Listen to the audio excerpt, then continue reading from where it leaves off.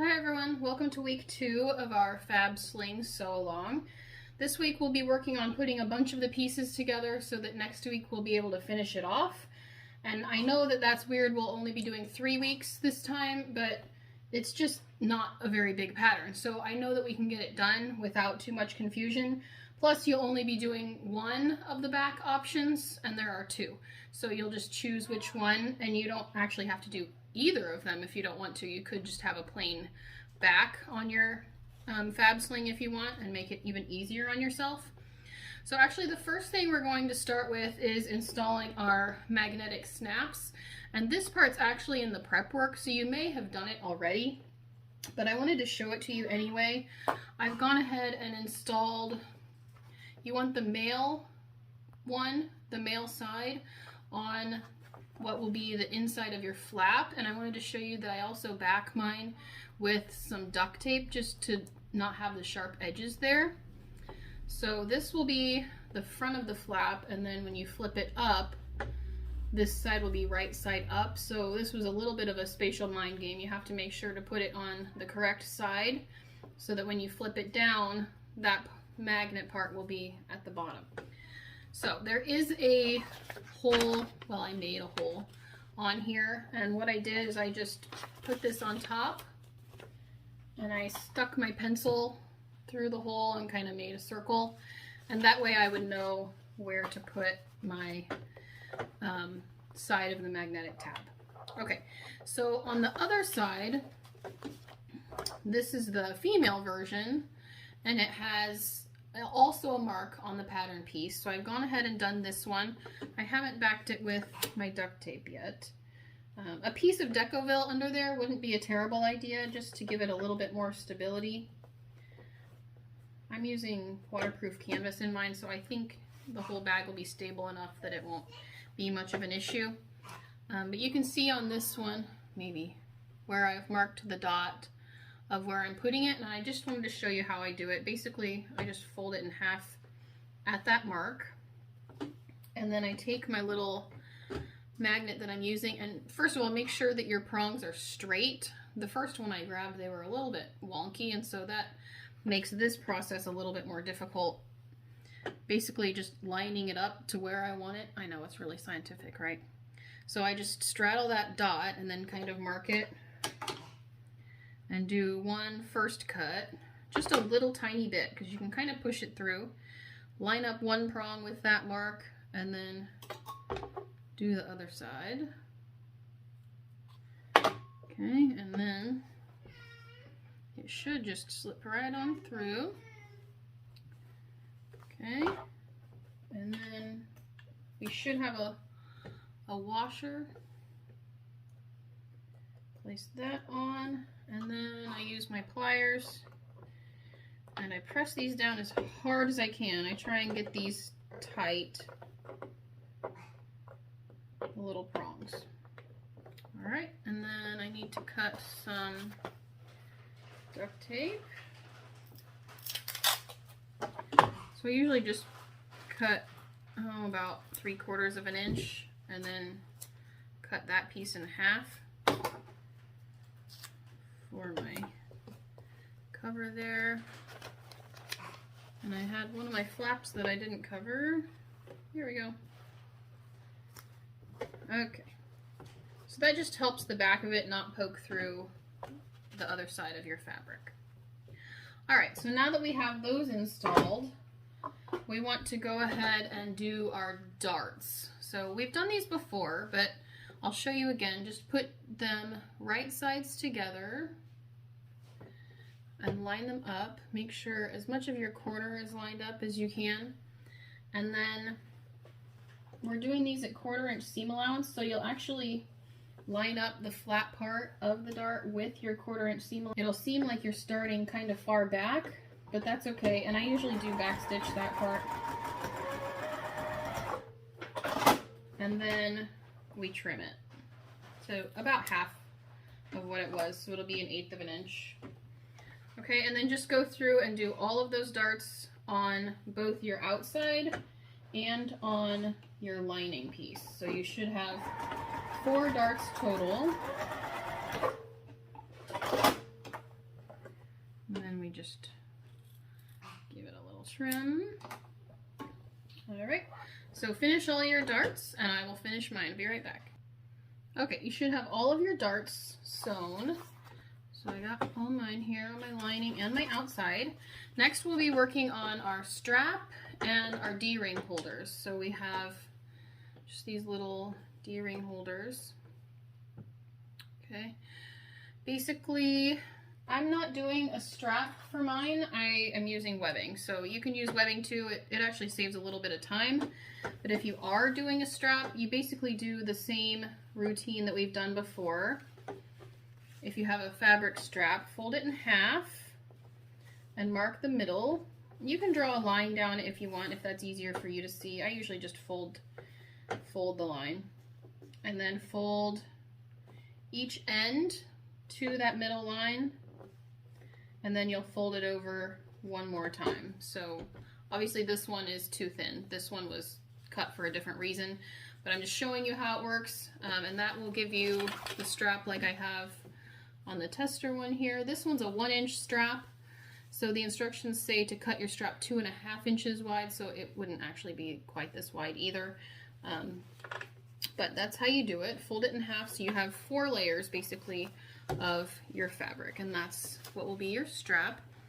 We'll do it a little bit differently for the D-ring holders, and we won't fold it that last time. So on your D-ring holders, fold it in half, and you actually probably have one long strip like this rather than 2 in half. And the reason I have 2 in half is because I'm a little bit of a stickler for waste, and 1/2 would fit in the scrap of this. I know, it's silly, but I was able to get it out of there and save a little bit of fabric interfacing. Anyway, that's why I have 2. But what we're gonna do is fold these in half, and then fold each end, each long raw edge into that middle, and just sew down each side. We won't be doing that last fold in.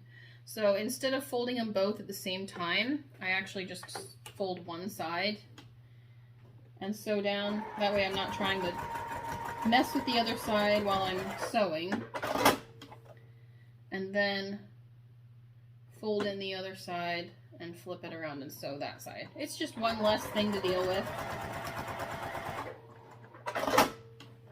Okay, and then we'll grab our little D-rings. And I do like to use 1/2-inch ones on this. Bigger ones make it difficult to sew around that final edge, so go ahead and use smaller ones for this. That's what we have here. So you can set those aside.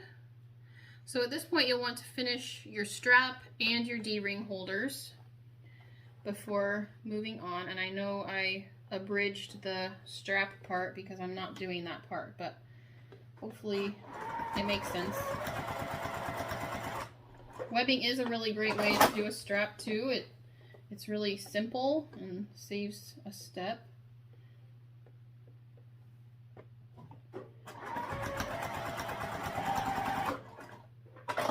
Okay, just finishing up that last D-ring holder here. Alright, next thing, we'll grab that flap, both the lining and the exterior. I told you we were just doing a bunch of little pieces today, didn't I? Okay, so we should have your exterior and your lining, and we'll put these right sides together. You can clip it if you want. I probably won't, but sew around at 1/4 inch seam allowance. I think it's 1/4 inch. It doesn't actually say, but I think I've used 1/4 inch before. And I'm going to backstitch at the start and stop because we are flipping this when we're done.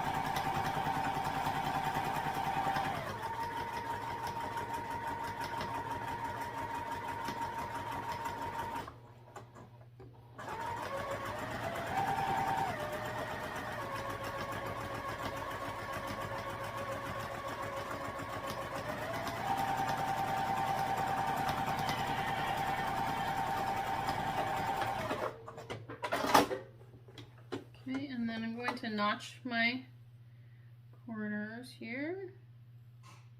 Make sure to not get too close to your stitching.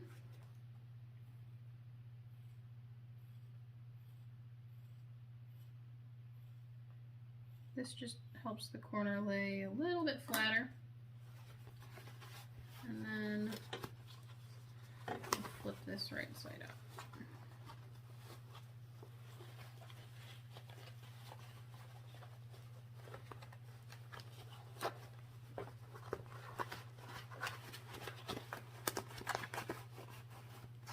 Press those corners out nice.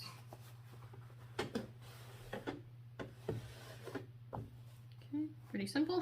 And then we'll just run a top stitch 1/8 of an inch around, and you can do a second top stitch if you want.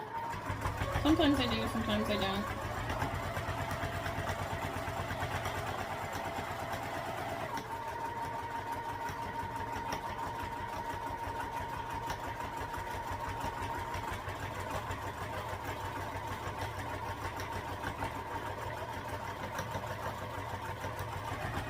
I'm using pretty thread, I usually do too. This is plain thread, so I'll probably just do one. Alright. There we go. And there's our flap done. That was easy. Alright, now the next thing is to grab your card slot strip. Alright, and there are markings on page 6 in your instructions. So go ahead and mark those. I've already marked mine just with a pencil all the way down.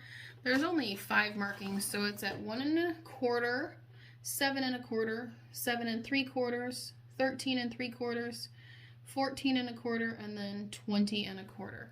So mark all of those and we'll fold up our card slot strip.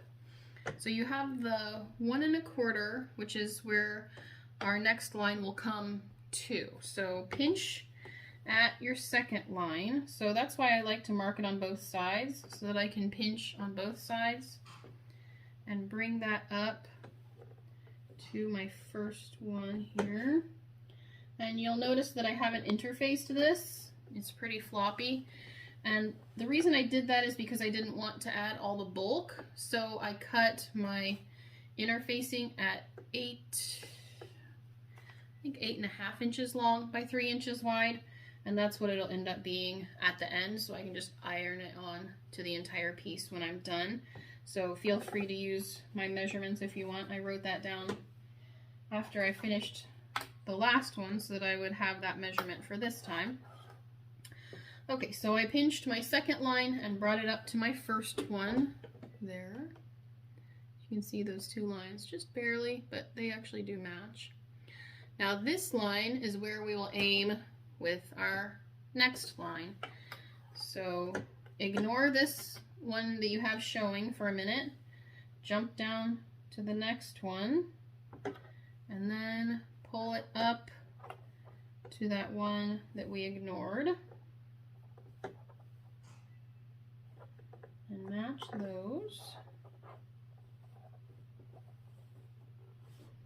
I like to kind of finger press it as I go, keep it in line.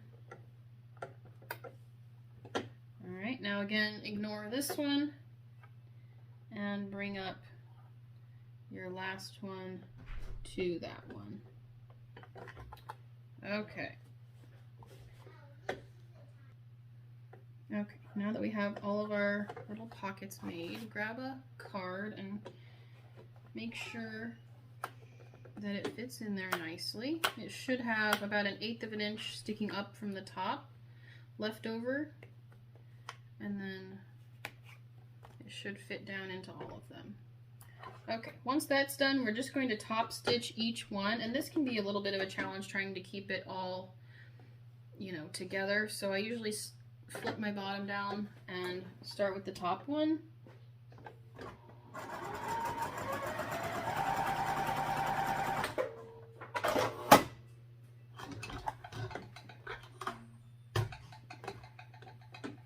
I guess I shouldn't have chosen black for you guys, I'm sorry.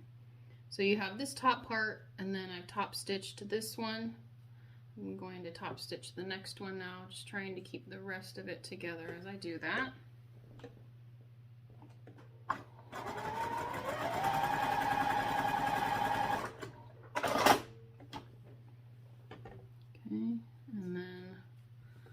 stitch that third one. So I'm gonna flip this back up. And my third one's a little uneven, so I'm trying to straighten it up.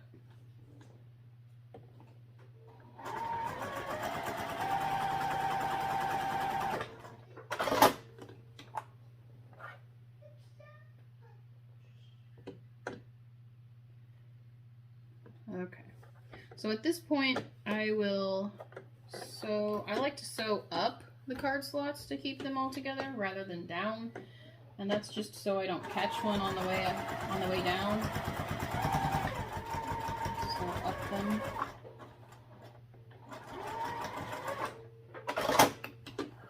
And then sew up this side.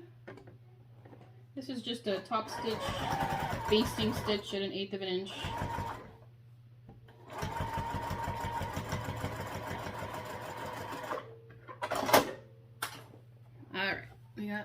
We got some card slots now. Trying to get some light for you. Not working too well. There we go. Now you can see them. And those marks will go away. It's fine. The next thing would be to iron this interfacing on the back. So I will go do that. 1 second. Alright, so we have interfacing on the back side. Now we just want to put the card slots up, and then we want to put our sides on. So grab your 2 sides and put these right sides together.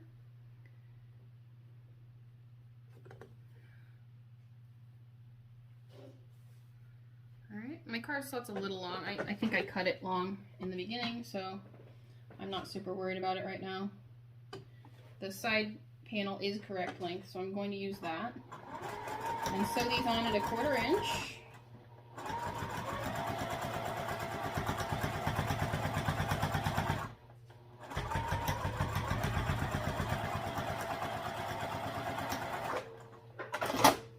And then we'll just open them up and top stitch on the side of the panel you just sewed on.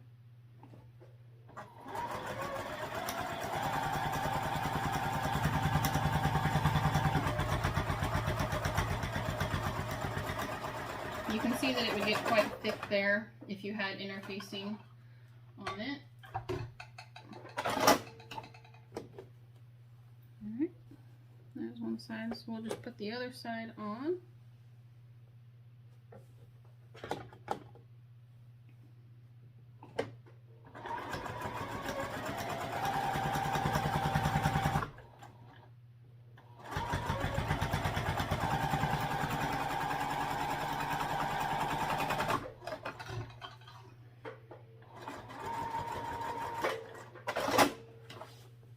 Open that one up, give it a press, and your seam should be going toward your side panel. Pretty much does that on its own, but it's a good thing to check.